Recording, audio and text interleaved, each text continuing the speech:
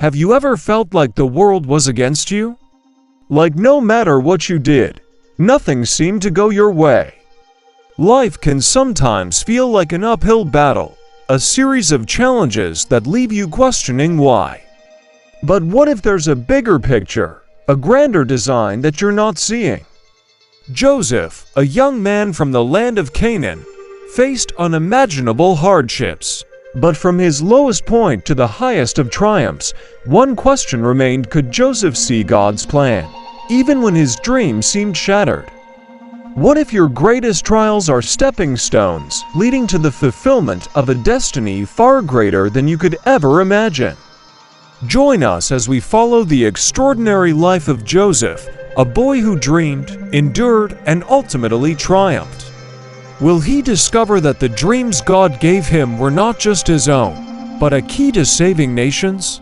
Let's begin our animation with a look into the bustling household in Canaan.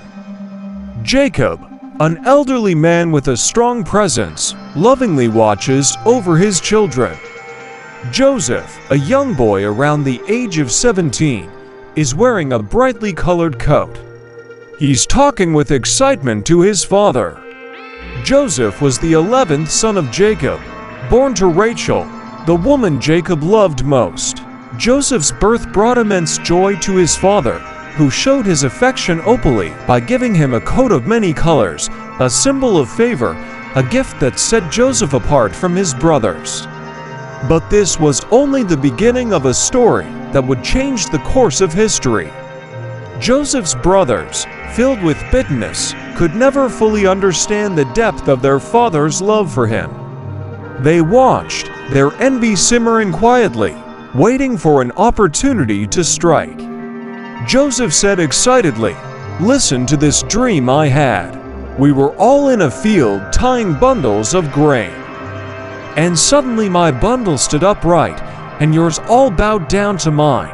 Reuben said mockingly, "Oh, so you're going to rule over us, Joseph? Will you be our king?" Joseph, full of youthful enthusiasm, shared another dream, a dream in which the sun, the moon, and 11 stars bowed before him. But instead of support, his brothers were furious. And his father, even though he loved Joseph dearly, rebuked him. Jacob asked in disbelief, "What is this dream you've had? Will your mother and I and your brothers actually come and bow down to the ground before you?" Little did Joseph know his dreams were the seeds of a story that would unfold in ways he could not yet understand. A story where betrayal would lead to salvation and where God's purpose would shine through even the darkest of moments. The brothers are out tending to the flocks. Joseph, dressed in his coat, approaches them. One day, Jacob sent Joseph to check on his brothers in the field, unaware that this simple task would be the beginning of a journey that would test Joseph's faith and character. "Judah," whispering to his brothers, he said, "Here comes the dreamer. Let's get rid of him once and for all. We'll throw him into a pit and say a wild animal killed him. That will be the end of him." As Joseph approached, his brothers stripped him of his coat, the symbol of their father's love, and threw him into a dry cistern, a pit with no water.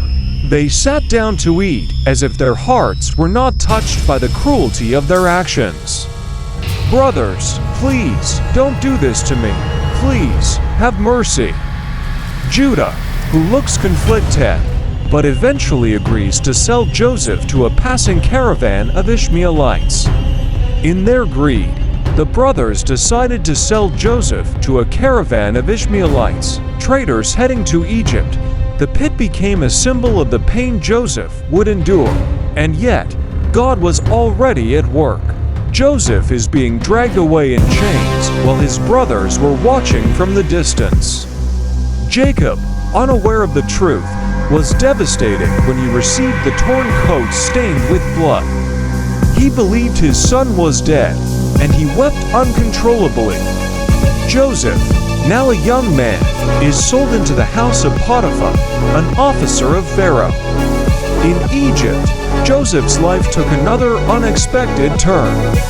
Sold as a slave, he found himself in the household of Potiphar, a powerful official. But despite his circumstances, Joseph's character remained unshaken. Joseph works diligently, showing kindness and wisdom. Potiphar notices and begins to trust him with more responsibility. God was with Joseph. In everything he did, Joseph excelled. His honesty, work ethic, and integrity made him rise through the ranks of Potiphar's household. But even in this moment of success, Joseph would face another test. Potiphar's wife said, "Come to bed with me, Joseph." Joseph rejected the offer and said, "How could I sin against my master and against God?" Joseph runs, but Potiphar's wife accuses him of trying to assault her. Joseph is thrown into prison. Despite his righteousness, Joseph was falsely accused and thrown into prison. But once again, God was with him. Joseph is still in prison, now a man of wisdom and experience. He interprets dreams for two of Pharaoh's officials, who are the cupbearer and the chef. In prison, Joseph's ability to interpret dreams became known. He helped two of Pharaoh's servants, predicting their futures with astounding accuracy. But it was a forgotten act of kindness that would eventually bring him to Pharaoh's court. Pharaoh's cupbearer tells the Pharaoh about Joseph. When Pharaoh himself was troubled by dreams no one could interpret, the cupbearer remembered Joseph. Summoned from prison, Joseph interpreted Pharaoh's dream of 7 years of plenty followed by 7 years of famine. His wisdom impressed Pharaoh, so much that he was made second in command over all of Egypt. Pharaoh decree, "I hereby appoint you as ruler over all Egypt, Joseph. No one will lift a hand or foot without your approval." Now let us shift to the land of Canaan, where the terrible drought has been going on for 6 long years. Jacob and his sons are worried and hungry. It's time for them to seek help elsewhere. Jacob said, "I hear that there is grain in Egypt. Let's go there and buy some." Sometime later, Jacob sends his 12 sons to Egypt. They arrive not knowing that the famine God allowed in Egypt and Canaan was exactly what Joseph had predicted. The brothers are shocked by the abundance in Egypt, but soon realize they need permission from Joseph to buy any grain. Now, as Joseph stands before his brothers, he remains hidden behind a pillar.